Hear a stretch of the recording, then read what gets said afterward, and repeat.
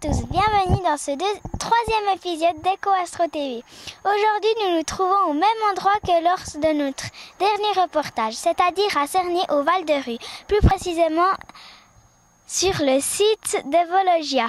Ce site a été créé pour réunir les métiers de la terre et de la nature. Et c'est ici que se trouve l'école qui forme les apprentis horticulteurs, fleuristes et bûcherons, etc. Dans cet épisode, nous allons nous intéresser aux abeilles. Nous aimerions bien savoir comment elles créent le miel et si ce que nous entendons sur la mort mystérieuse des abeilles est un mythe ou une réalité. Pour nous guider et répondre à nos questions, nous avons le plaisir d'avoir avec nous Monsieur Gilles Berdet. Bonjour Monsieur Gilles Berdet. Bonjour. Je suis content de vous recevoir ici à Espace Abeilles. On est dans les jardins des Vologia et on va ensuite aller voir les abeilles de plus près. Est-ce qu'il y a un CFC d'apiculteur ou est-ce juste une passion? Alors, le métier d'apiculteur n'est pas sanctionné par un CFC. C'est beaucoup en Suisse une occupation de loisir. Par contre, il y a des cours qui sont donnés pour pouvoir faire connaissance avec le travail de l'apiculteur ou de l'apicultrice, parce qu'il y a de plus en plus d'apicultrices, de manière à pouvoir faire ce qu'il faut au bon moment avec les colonies d'abeilles pour leur procurer des bonnes conditions de vie. Quelle est l'histoire de ce rucher? Alors il y avait ici anciennement à l'école d'agriculture un rucher qui était exploité et qui était utilisé dans le cadre de la formation des agriculteurs. Au moment de la construction du Mikorama, ce rucher n'a pas pu être laissé là où il était parce qu'il était juste le long des cheminements où il y a beaucoup de monde allait passer. Donc il a été démonté et on a fait le projet de reconstruire quelque chose mais qui soit plus largement ouvert au public. Cette exposition est en train de se mettre en place puis elle ouvrira au printemps 2012. Quelle est la différence entre une ruche et un rucher? Alors, une ruche, c'est l'habitat d'une colonie et un rucher, c'est l'ensemble des ruches dans lesquelles vont habiter les abeilles. Il y a des ruchers extérieurs où on voit des petites maisonnettes qui sont posées sur des poutres ou des briques, qui sont séparées les unes des autres, ou alors des ruchers pavillons, ce sont des maisonnettes qui contiennent, elles, plusieurs ruches. Pourquoi avoir construit ce rucher? Alors on sait l'importance des abeilles et le rôle qu'elles jouent dans l'environnement pour préserver la biodiversité, pour polliniser toutes les plantes qui vont être utilisées pour nous nourrir, les plantes, les légumes et toutes les semences. Et c'est vrai que c'était bien de pouvoir montrer à Vologia, dans un lieu qui se consacre beaucoup à la nature, de montrer ce que font les abeilles, comment est-ce qu'elles vivent et comment travaillent les apiculteurs, les apicultrices. Comment vous est venue la passion pour les abeilles?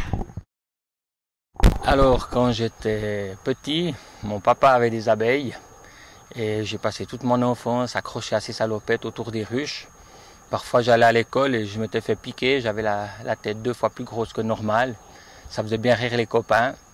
Mais malgré ça, j'ai toujours conservé cet intérêt pour les abeilles. Alors là, j'ai attrapé une cirfe.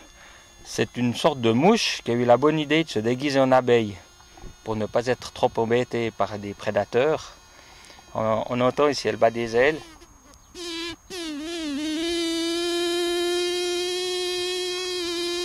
Elle n'a qu'une paire d'ailes, alors que les abeilles en ont deux. C'est pour ça qu'on appelle les abeilles des hyménoptères. Les hyménoptères, hymen c'est le mariage, et puis ptère c'est les ailes. Donc les abeilles ont deux paires d'ailes qu'elles accrochent ensemble en vol. Cette mouche-là, cette cirfe, c'est un diptère parce qu'elle n'a que deux ailes. Et elle ne pique pas. On voit souvent des cirfes quand il y a des reportages sur les abeilles parce que des fois les journalistes ne voient pas la différence. Il n'y en a pas, comme ça on pourrait croire qu'il n'y en a pas. Elle a une plus grosse tête, des plus gros yeux. Les yeux d'une mouche. Et puis elle a l'abdomen plat et pas arrondi comme les abeilles. Voilà, on va la laisser s'en aller parce que c'est aussi un insecte utile qui participe à la pollinisation. Elle va partir.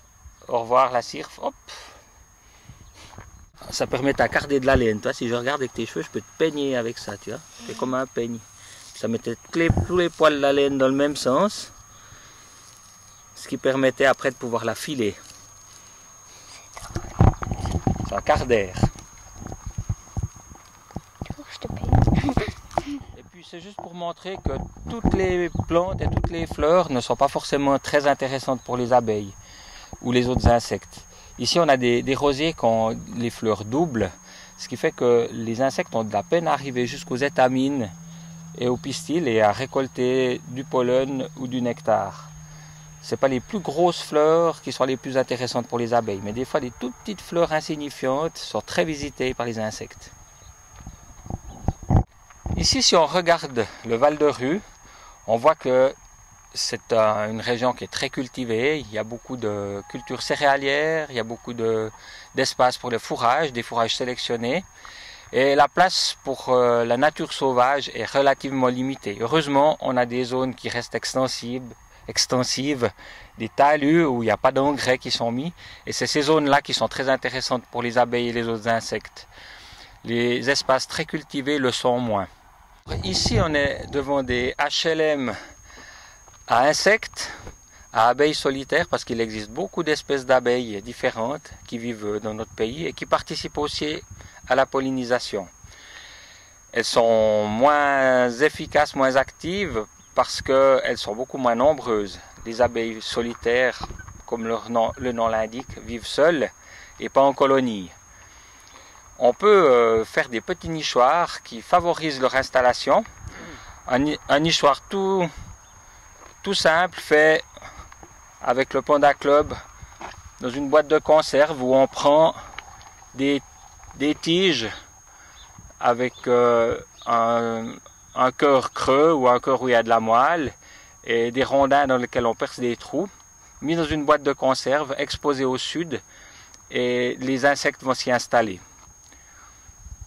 Et bien sûr, on est en fin de saison, ce qui fait qu'une bonne partie d'entre eux sont déjà sortis. Mais on voit dans ces petits tubes que des insectes sont venus y pondre.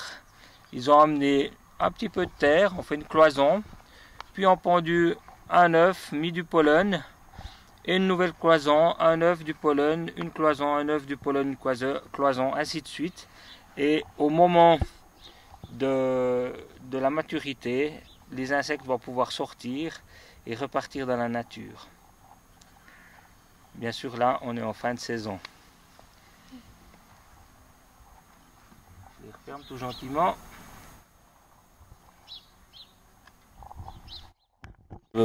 On est quand même fin septembre, mais c'est une plante qui est très visitée par les insectes, c'est la marjolaine.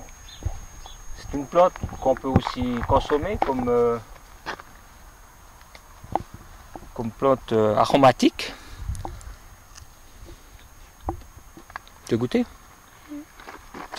C'est la même famille que l'origan, ça se met sur les pizzas. C'est un bon goût.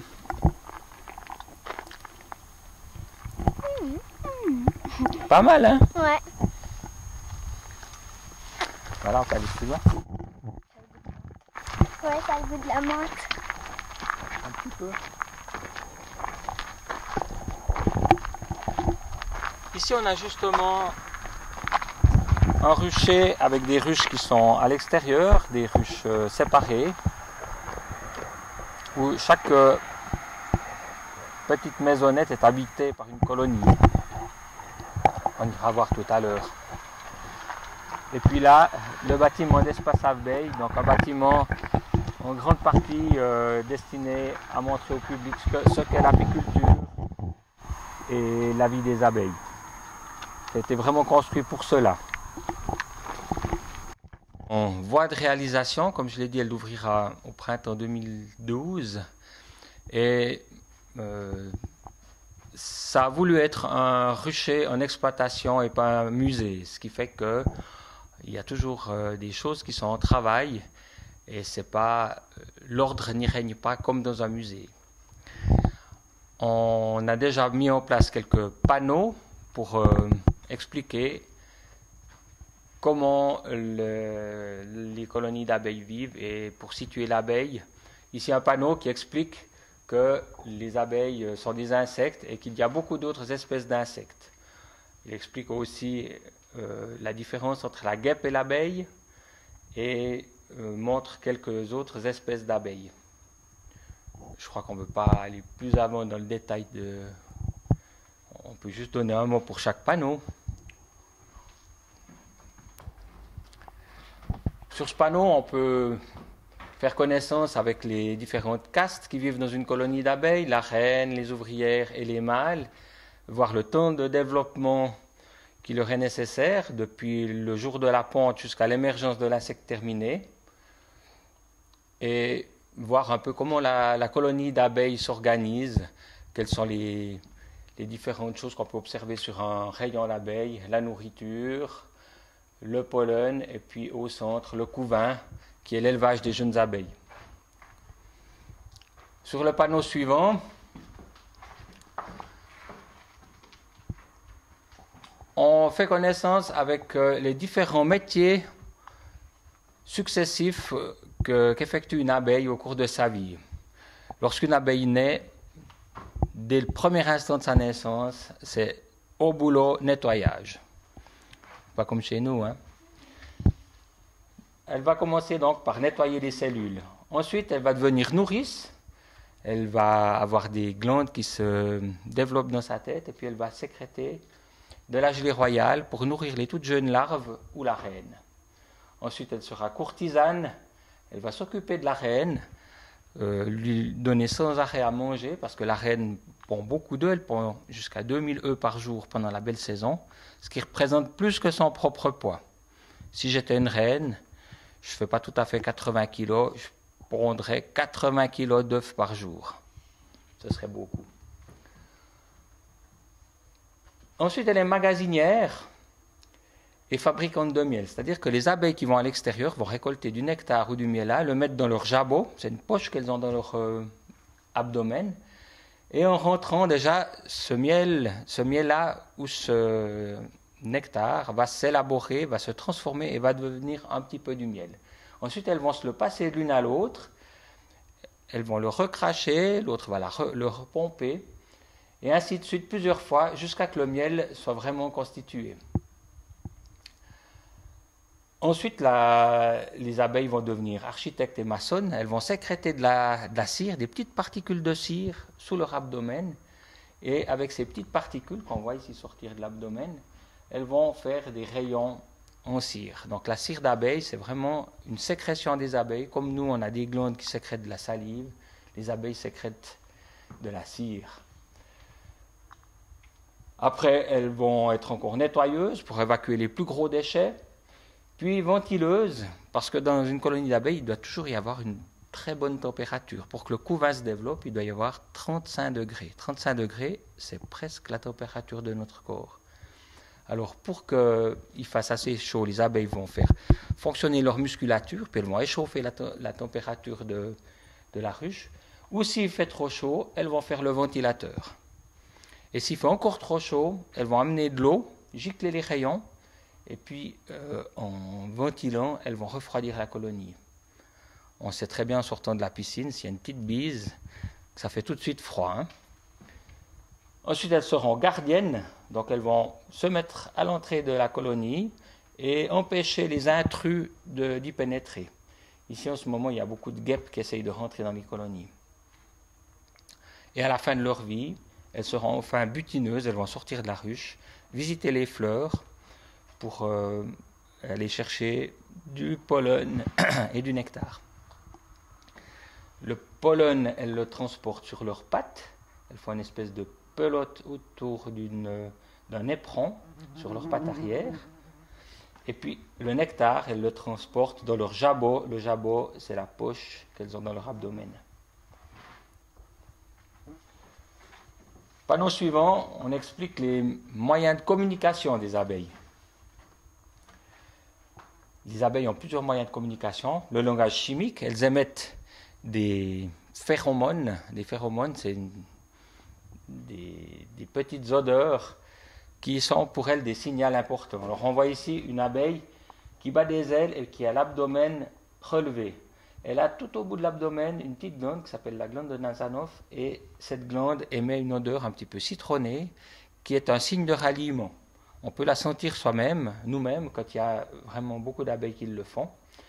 Et ça veut dire il y a une perturbation, il y a un stress, mais c'est ici qu'on doit se regrouper. Elles ont aussi des glandes, par exemple, sur les tarses, sur le bout des pattes. Et ces glandes-là ont une odeur particulière pour chaque colonie. En fait, les abeilles sentent des pieds. Et puis, elles mettent leur odeur à l'entrée de la colonie, et quand les autres abeilles reviennent, elles sentent que c'est l'odeur de pied de leur colonie. Un autre moyen de communication, c'est par les antennes. Elles sont tout le temps en train de se dire des choses par les antennes. Elles se renseignent sur la qualité de l'air, sur l'humidité et différentes choses comme la température. Et puis, une chose qui a été décrite par un chercheur qui s'appelait Karl von Frisch, qui a obtenu un prix Nobel pour ses études, c'est les danses des abeilles. Les abeilles, lorsqu'elles ont repéré une source de nectar, vont faire une danse en 8, et l'axe du 8 sera orienté en direction de la danse, en direction de la source de nectar, en relation avec la position du soleil. Le soleil est à un endroit, la source de nectar à un autre, et entre les deux, il y a un angle. Elles vont reporter la direction du soleil à la verticale sur le cadre, et l'axe du 8 sera orienté vers la source de nectar. Elles vont aussi restituer des petites quantités de nourriture qu'elles ont récoltées, ce qui veut dire que les abeilles en sortant sauront où elles doivent aller et ce qu'elles vont chercher. Et la distance sera indiquée par des petits frétillements sur l'axe du 8. Les abeilles émettent aussi des vibrations. On peut très bien entendre leur humeur d'après le bruit qu'elles font. Si les abeilles sont agacées, on entend, ça fait zizz, zizz, zizz, zizz, nous tourne autour, on sait qu'il faut faire attention. Les reines émettent aussi des petits sons lorsqu'elles naissent, ou près du moment de la naissance. Ça fait des petits sons flûtés, ça fait tut, tut, tut, tut. Et on passe à côté des ruches, entendre les reines chanter. Ça veut dire, on est là, on sera plusieurs, on va sûrement se bagarrer, et puis il devra en rester qu'une. Récolté ou sécrété par les abeilles et qui peut être utilisé pour notre consommation ou pour soigner des problèmes de santé, parce qu'il y a beaucoup de produits qui sont utiles pour la santé. Alors on voit ici les abeilles qui récoltent du nectar sur des fleurs, mais aussi qui vont parfois récolter du miela. Le miela, c'est le résultat de la colonisation de végétaux par des pucerons, des quantités de pucerons qui vont sucer la sève, prendre dans la sève juste ce qu'il leur faut et rejeter à l'autre bout un liquide un peu sucré qui sera très très prisé par les fourmis et les abeilles. Et c'est avec ça qu'elles font par exemple l'excellent miel de sapin que tout le monde aime bien. Le nectar ou le miel à récolter, les abeilles vont retourner à la ruche, elles vont le conditionner comme on a vu avant, après on va pouvoir l'extraire et le mettre en pot. Le miel est quelque chose de tout à fait naturel, on n'y rajoute rien, donc c'est uniquement ce que les abeilles ont récolté. Le pollen est récolté sur les étamines, et là il y a des fois confusion, les gens disent parfois ah mais c'est avec le pollen qu'ils font le miel, que les abeilles font le miel. Non, non, pas du tout. Le pollen, c'est des sources de protéines qui vont être utiles pour nourrir les larves. Les abeilles récoltent aussi sur les bourgeons des arbres la propolis. La propolis, c'est une substance qu'elles vont utiliser comme mastic et puis qui est très désinfectante.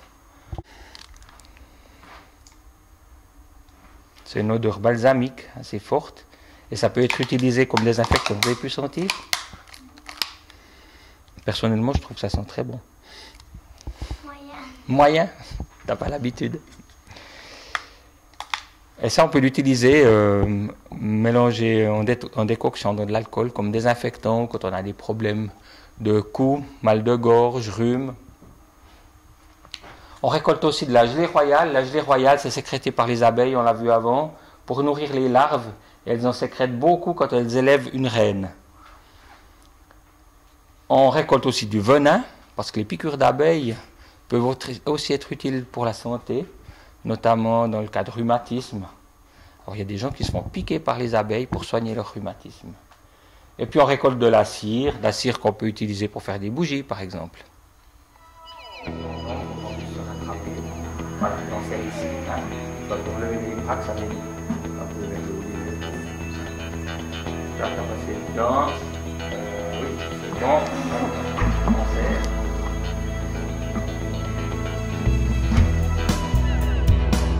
Et je viens de traiter ces abeilles contre le varroa, qui est un acarien qui parasite les abeilles. Sur une surface blanche. Et on voit ici ces petites choses ovales, ce sont justement des acariens, des varrois.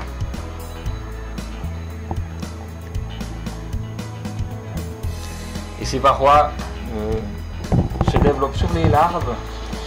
Ensuite, ils sont transportés par les abeilles. Et puis en plus, ils véhiculent des virus qui font que les abeilles ont d'autres maladies qui sont consécutives à l'invasion de varrois.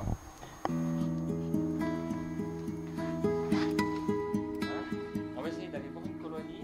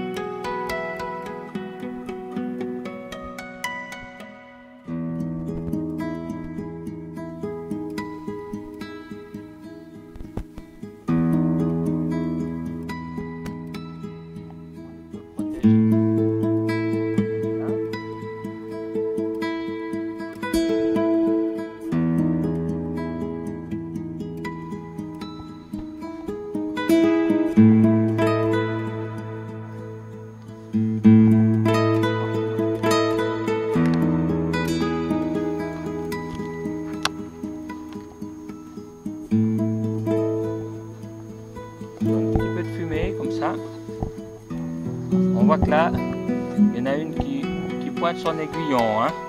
Elle n'est pas très contente de notre visite, celle-ci. Donc on va la laisser se calmer pour pas qu'elle raconte à tout le monde qu'il y a du monde qui arrive, qui n'est pas très bienvenu. Tout autour ici, elles ont mis de la propolis. Hein. C'est ce qui fait l'étanchéité. On voit, ça colle ici, ça c'est pas de la cire. Ça c'est de la cire qui est jaune et la propolis elle est foncée. Elle est grise, brune, des fois verdâtre. Alors je vais décoller le toit maintenant. On entend que c'est bien collé, hein? Ouais. Voilà.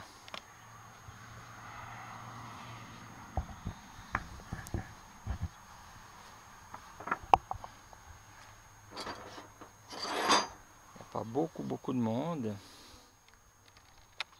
J'enlève ici la partition. La partition c'est une cloison mobile pour éviter qu'elles doivent chauffer un espace qui n'est pas utilisé. Ici. Alors les abeilles vont venir dessus puis le lécher. On voit le miel là qui brille dans le soleil. Maintenant on va voir si il y a encore de la ponte. Alors je souffle un peu dessus pour s'écarter les abeilles. Mais je crois que la reine a arrêté de pondre ici. On va voir sur le cadre suivant.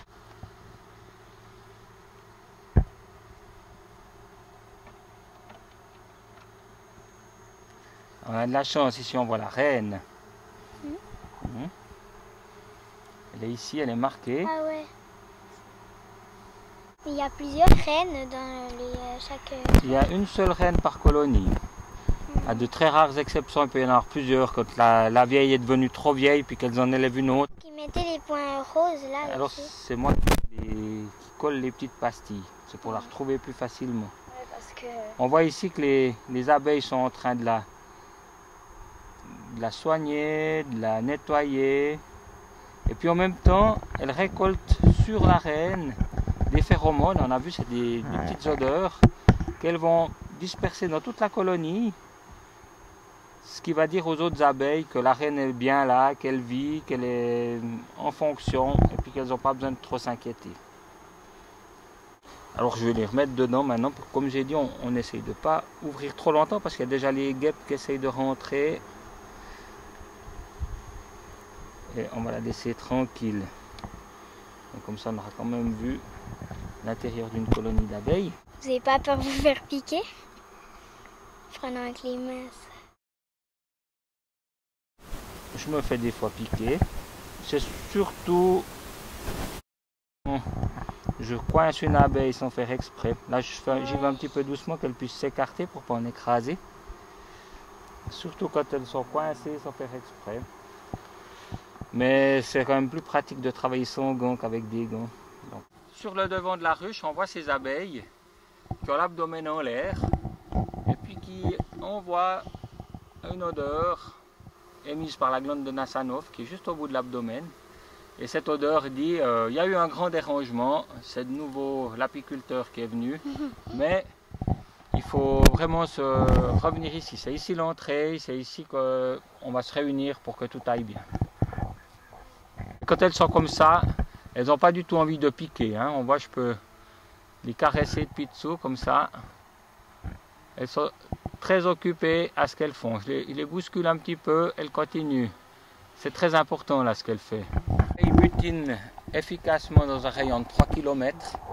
Elles peuvent aller au-delà jusqu'à 5 km. Mais si elles vont vraiment plus loin, souvent elles consomment en carburant de vol ce qu'elles ont récolté. Alors elles se repèrent beaucoup par rapport à l'environnement. Quand les abeilles butineuses commencent de sortir, elles font des vols d'orientation, c'est-à-dire qu'elles sortent de la ruche et puis elles tournent autour de l'emplacement. Et elles voient que, ah oui, ici il y a un étang, là il y a les cerfs, ça c'est des sacrés repères qui se voient de loin. Et ma colonie, c'est une petite brune qui est juste en bout de ligne ici. Et au bout d'un moment, elles intègrent ceci et puis après, elles peuvent retrouver leur ruche assez facilement. Voilà.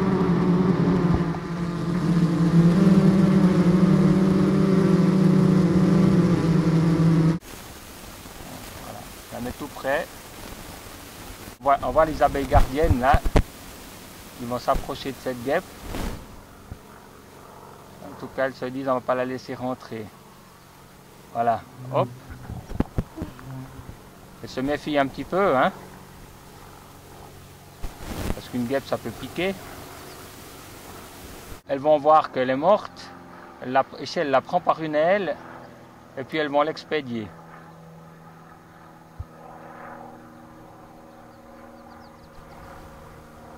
Alors je ne sais pas pourquoi elle la prend dedans. Elle n'a pas compris ce que je lui disais. Mais elle va ressortir tout de suite. Voilà. Voilà, elle la prend, hop, et elle la fait tomber en bas. Une fois operculé, ici il est vide celui-ci, une fois operculé, le miel sera mûr et pour l'extraire, pour le prendre, on devra désoperculer, c'est-à-dire qu'on devra couper tous ces petits couvercles. On va découper ces opercules. Ensuite de quoi, le rayon, qui est un rayon de hausse, pas celui-ci, et deux autres tamis qui sont là-bas, il va couler dans un grand fût et après on laissera le miel se décanter parce qu'il y a dedans des tout petites impuretés qui sont surtout des bulles d'air et ces impuretés on les enlèvera avant de mettre le miel en pot à la surface. Après on le met en pot en faisant couler le miel depuis le robinet ici. Et on n'ajoute rien dans le miel. Le miel c'est quelque chose de tout à fait naturel. Fait-on la différence entre les sortes de miel? C'est souvent la période de récolte qui va déterminer la sorte de miel. C'est clair qu'on ne va pas avoir du miel de pissenlit en automne, hein, parce que les pissenlits fleurissent au premier printemps. En Suisse, on a des paysages qui sont très variés, ce qui fait que c'est pas très souvent qu'on a des miels monofloraux, qui ont une seule fleur. Parce que même si on a un champ de colza, ou 2 champs de colza, autour il y aura quand même du pissenlit, autour il y aura quand même des érables, autour il y aura quand même des arbres fruitiers, et les abeilles vont aller un petit peu sur toutes ces espèces de plantes.